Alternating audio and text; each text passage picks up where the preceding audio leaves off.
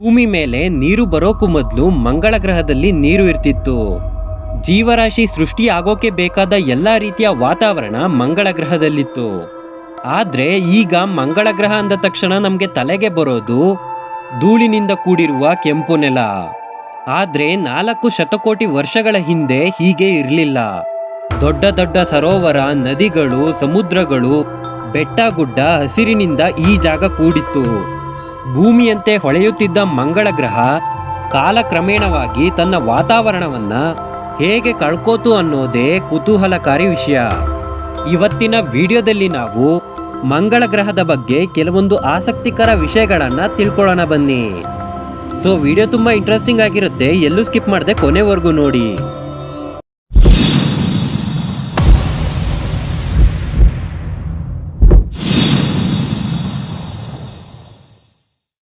1610ರಲ್ಲಿ ಖ್ಯಾತ ಖಗೋಳಶಾಸ್ತ್ರಜ್ಞರಾದಂತಹ ಗೆಲಿಲಿಯೋ ಗೆಲಿಲಿ ತಮ್ಮ ಟೆಲಿಸ್ಕೋಪ್ನ ಮುಖಾಂತರ ಮೊದಲ ಬಾರಿಗೆ ಮಂಗಳ ಗ್ರಹವನ್ನು ವೀಕ್ಷಣೆ ಮಾಡಿದ್ರು.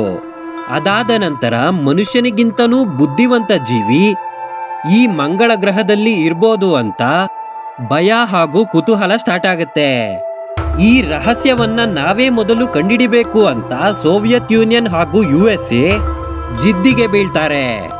ಹೀಗಾಗಿ ಸೋವಿಯತ್ ಯೂನಿಯನ್ 1960ರಿಂದ 1964ರವರೆಗೂ 5 ಗಗನ ನೌಕೆಗಳನ್ನ ಮಂಗಳ ಗ್ರಹಕ್ಕೆ ಕಳಿಸುತ್ತೆ.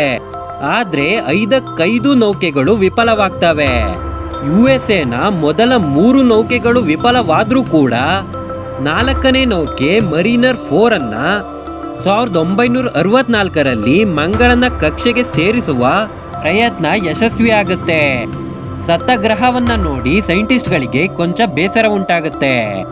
ಆದರೆ ನೀರಿನ ಹರಿತದಿಂದ ಉಂಟಾದಂತೆ ಕಾಣುವ ಕಾಲುವೆಗಳನ್ನ ನೋಡಿ ಸೈಂಟಿಸ್ಟ್ಗಳಿಗೆ ಆಶ್ಚರ್ಯವಾಗುತ್ತೆ.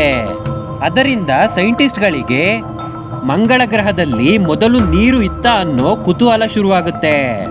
ಹೀಗಾಗಿ ಮತ್ತಷ್ಟು ಸಂಶೋಧನೆಗೆ ಇಳಿತಾರೆ. ಹೀಗಿರುವಾಗಲೇ 1984ರಲ್ಲಿ ಅಂಟಾರ್ಟಿಕಾದಲ್ಲಿ 2 kg ತೂಕವಿದ್ದ ಉಲ್ಕಾ ಶಿಲೆಯೊಂದು ಪತ್ತೆಯಾಗುತ್ತೆ. ಮೊದಲು ಇದರ ಬಗ್ಗೆ ಯಾರು ತಲೆ ಕೆಡಿಸ್ಕೊಳ್ಳೋಕೆ ಹೋಗೋದಿಲ್ಲ. ಆದರೆ 1996ರಲ್ಲಿ ಸೈಂಟಿಸ್ಟ್ಗಳು ಆ ಉಲ್ಕಾ ಶಿಲೆಯನ್ನ ಪರೀಕ್ಷೆ ಮಾಡ್ತಾರೆ. ಅದರಿಂದ ಗೊತ್ತಾಗಿದ್ದೇನೆಂದ್ರೆ ಆ ಶಿಲೆ 400 ಶತಕೋಟಿ ವರ್ಷಗಳಷ್ಟು ಹಳೆಯದಾಗಿರುತ್ತೆ. ಈ ಶಿಲೆ ಮಂಗಳ ಗ್ರಹದಿಂದ ಬಂದಿರುತ್ತೆ. ಈ ಶಿಲೆಯಲ್ಲಿ ಸೂಕ್ಷ್ಮಾಣು ಜೀವಿಗಳ ಪಳವಳಿಕೆಗಳು ಕೂಡ ಸಿಗುತ್ತೆ.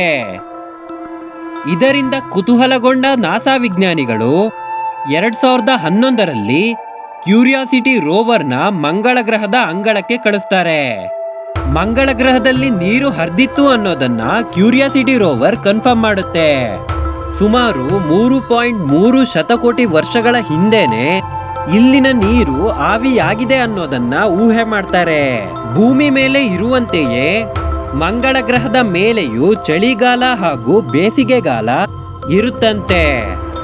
ಮಂಗಳ ಗ್ರಹ ಸೂರ್ಯನ ಒಂದು ಸುತ್ತು ಹಾಕೋಕೆ 687 ದಿನವನ್ನ ತಗೊಳುತ್ತೆ. ಹಾಗಾಗಿ ಇಲ್ಲಿನ ಋತುಗಳು ಕೂಡ ದೀರ್ಘಕಾಲವಾಗಿ ಇರುತ್ತೆ. ಈಗಲೂ ಕೂಡ ಮಂಗಳ ಗ್ರಹದ ನಾರ್ತ್ ಹಾಗೂ ಸೌತ್ ಪೋಲ್ನಲ್ಲಿ ನೀರು ಐಸ್ನ ರೂಪದಲ್ಲಿ ಇದೆ ಅಂತ ಸೈಂಟಿಸ್ಟ್ಗಳು ದೃಢಪಡಿಸ್ತಾರೆ.